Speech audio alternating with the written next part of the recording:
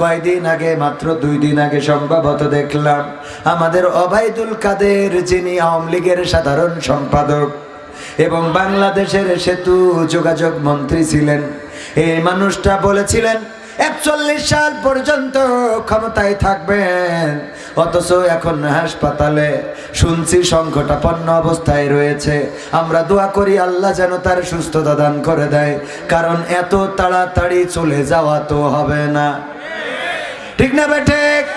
এত তাড়াতাড়ি চলে গেলে কি হবে? কারণ চেয়ারের যন্ত্রণা দেখার দরকার আছে না নাই? 41 সাল পর্যন্ত অন্তত ক্ষমতায় না থাকেন, দুনিয়ায় থাকার দরকার আছে না নাই?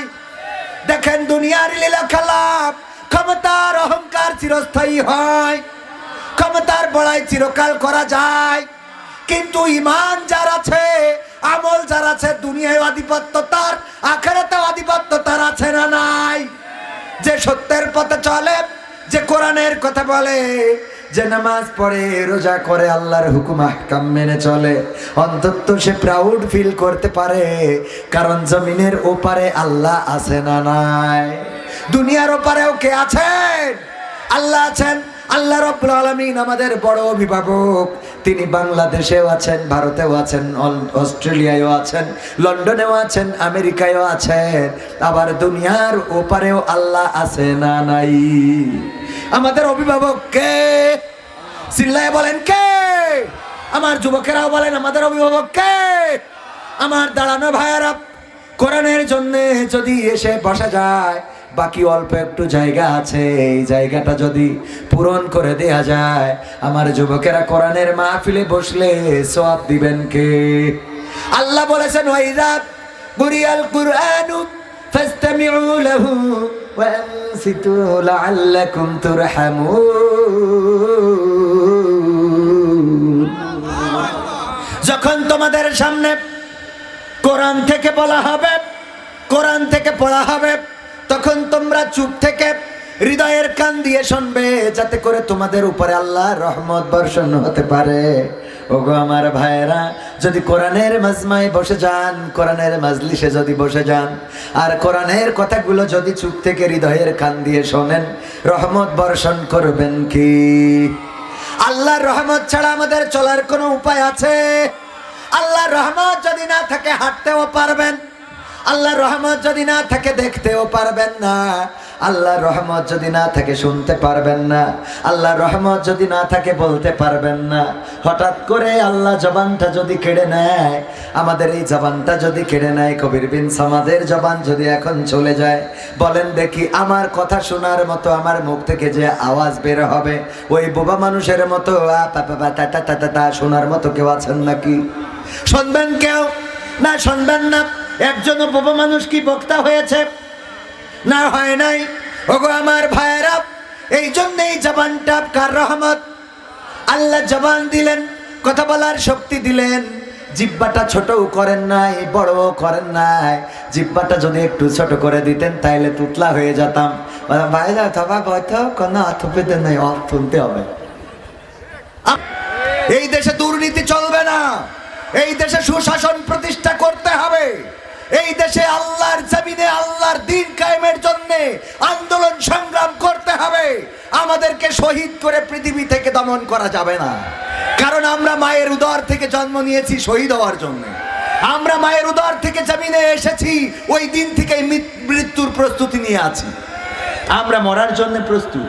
আমাদেরকে গুলি করবা, আমাদেরকে জেলে ভরবা, আমাদের গুলি করতে পারো, জেলে ভরতে পারো, আমরা তো মৃত্যু দিয়ে জান্নাতটা অর্জন করিনি। আমরা মৃত্যু দিয়ে কি অর্জন করি? আমাকে শহীদ করে সেই মিছিলে শামিল করে নিও, যেই মিছিলের নেতা আমির হামজা, খুবাইব খাবাব তোমার ছিল যারা অতি প্রিয়, শহীদ করে নিও। আমাকে শহীদ করে সেই মিছিলে শহীদ করে নিও। বলেন আমিন। শাহাদাত শাহাদাত শাহাদাত চায়, শহীদ হয়ে বাঁচতে চায়। শাহাদাত শাহাদাত শাহাদাত চায়, শহীদ হয়ে বাঁচতে চায়। যে পথে শাহাদাত সে পথে জীবন হারাতে চায়। শাহাদাত শাহাদাত শাহাদাত চায়, শহীদ হয়ে বাঁচতে চায়। শাহাদাত শাহাদাত শাহাদাত চায়, শহীদ হয়ে বাঁচতে চায়। বলেন আমিন। আমরা তো শাহাদাতের মৃত্যু প্রত্যাশা করি। আমরা তো আব্দুল্লাহ জুলবা জাদাইনের মতো, আমরা তার উত্তরসূরি। আব্দুল্লাহ জুলবা জাদাইনের ঘটনাটা আমাদের যুবকেরা জানেন কিনা?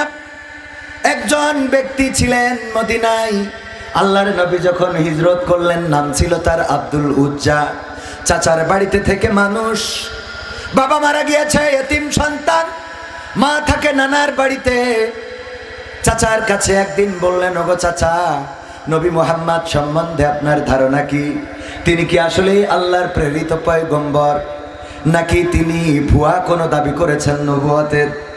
চাচা বললেন, তার আদর্শ, তার চরিত্র, তার কথাবার্তা এবং এই জমিনের উপরে তার কর্মকাণ্ড প্রমাণ করে দেয় নবী মুহাম্মদ কোনো সাধারণ মানুষ নন, তিনি অবশ্যই অবশ্যই আল্লাহর প্রেরিত পয়গম্বর।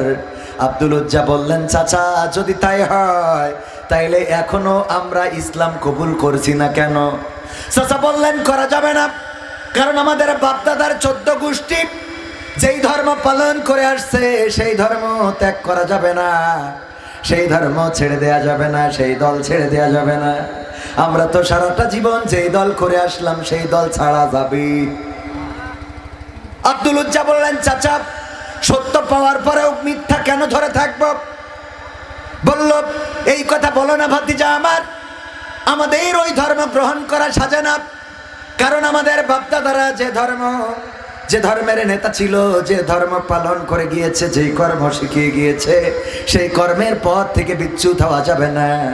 আব্দুল উজ্জা বললেন, চাচা আপনি যদি তা না চান তবে আমি ঘোষণা করে দিলাম, আশহাদু আল্লা ইলাহা ইল্লাল্লাহু ওয়া আশহাদু আন্না মুহাম্মাদান আবদুহু ওয়া রাসূলুহু। আমি ঘোষণা করে দিলাম, ওগো চাচা, আল্লাহ ছাড়া কোনো ইলাহ নেই, মুহাম্মদ সাল্লাল্লাহু আলাইহি সাল্লাম তার প্রেরিত বান্দা এবং রাসূল। আমি ঘোষণা করে দিলাম, আমি সাক্ষ্য দিয়ে দিলাম চাচা আমার। চাচা বললেন, আব্দুল উজ্জা জানো নাকি এর ফল কি হতে পারে? বলল, না জানি না। বলল, তোমার বাবা নাই, তুমি আমার বাড়িতে থেকে মানুষ, আমি তোমার চাচা, আমি তোমার অভিভাবক, তোমার সমস্ত